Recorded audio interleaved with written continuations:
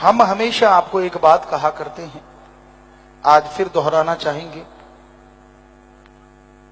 गुरु पीर फकीर जो रास्ता दिखाता है, जिसे आप गुरु कहते हैं, अपना मुर्शिद कामिल कहते हैं, वो सिर्फ एक ही होता है।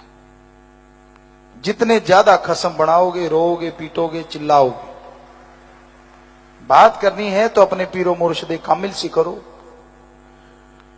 दुनिया का कोई भरोसा नहीं, कौन अपना मतलब हल निकालने के लिए, कौन अपनी यारी दोस्ती की आड़ में क्या कर जाए, कुछ पता नहीं। इसलिए हमेशा अपने गुरु पीर फकीर के वचनों को मानो। इर्द गिर्द दाएं बाएं कौन रहता है, कौन क्या करता है, उसकी परवाह ना किया करो। वचन पीर फकीर के मानो। सत्कार सारी दुनिया का करो, पूरे समाज का करो, कोई उससे रोकता नहीं। जब आप पीर फकीर को छोड़ के किसी और की बातों पे यकीन करने लगते हो, कोई ना कोई आपका मतलब रहता होगा, कोई ना कोई आपका मकसद होता होगा, वो तो दुनिया में पड़ता ही रहता है, वो कोई बात नहीं। लेकिन पीर फकीर के वचन सिर्फ पीर फकीर के होते हैं। दुनियादारी के लोगों के वचन वचन नहीं होते, कई बार घात कर जाते हैं। तो इसलिए ये हमेशा याद रखिए, हर किसी की बात को वचन मत बनाया करो, कोई भी क्यों ना हो। गुरु के वचन तो सिर्फ और सिर्फ गुरु के होते हैं, क्योंकि वो गुरु के वचन नहीं होते, वो उस ओम हरि अल्लाह वाहिगुरु राम के वचन होते हैं।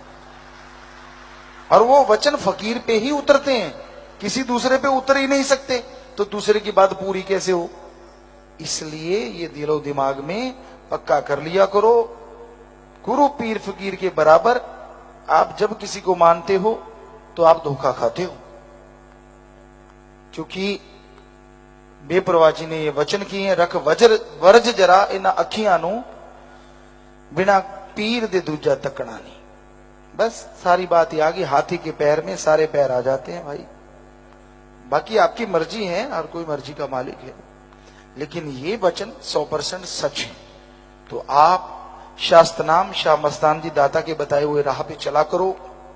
कोई सत्संगी आके कह देता है मैं नोट डबल कर दूंगा, कोई सत्संगी आके कह देता है नहीं जी पिताजी ने तो ये कहा है आपके लिए, और आप आंखें बंद करके उस पर यकीन कर लेते हो, और वो अपना मतलब निकाल जाता है और आप रोते फिरते हो। क्यों भाई, ये हमने कब आपको शिक्षा दी है, कब ये बोला है कि आप दूसरों के स्नेह पे यकीन कर लिया करो। तो इसलिए हमेशा याद रखिए, कई सत्संगी घरों को बर्बाद किया है ऐसे ठगों ने।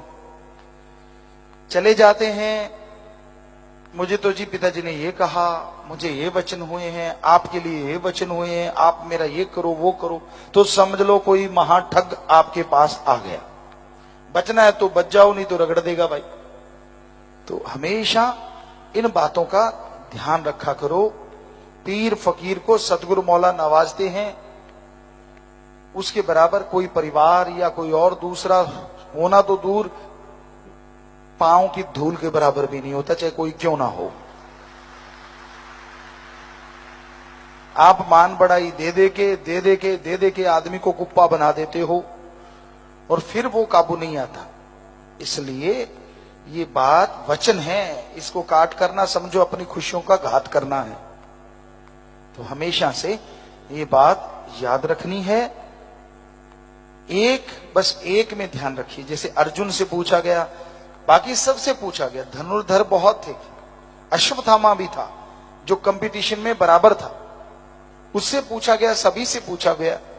जब उनके गुरु ने पूछा कि भाई ये पेड़ पे बैठी चिड़िया तोता जो भी था, उसका आपको क्या नजर आ रहा है, तो एक ने बोला जी मेरे को डाली पेड़ और चिड़िया नजर आ रही है। कहते अच्छा। दूसरा कहने लगा जी मुझे पेड़ और चिड़िया नजर, कहते अच्छा।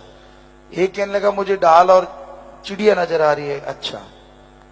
और अश्वत्थामा की बारी आई तो कहने लगा जी मुझे तो सिर्फ चिड़िया नजर आ रही है। गुरु कहते अच्छा।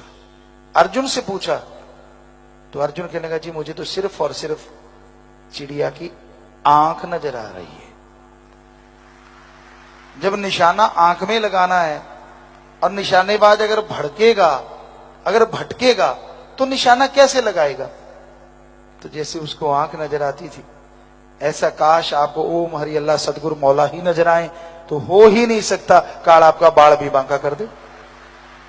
जब आप उस आंख की जगह पूरी चिड़िया देखते हो, फिर डाल देखते हो, फिर पेड़ देखते हो, तो गड़बड़ वहां हो जाती है।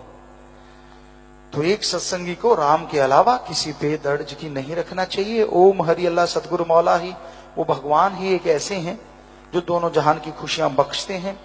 दृढ़ यकीन रखिए, उसी पे अमल करते हुए आगे बढ़िए, ताकि उसकी दया में रहमत से अंदर बाहर से माला माल आप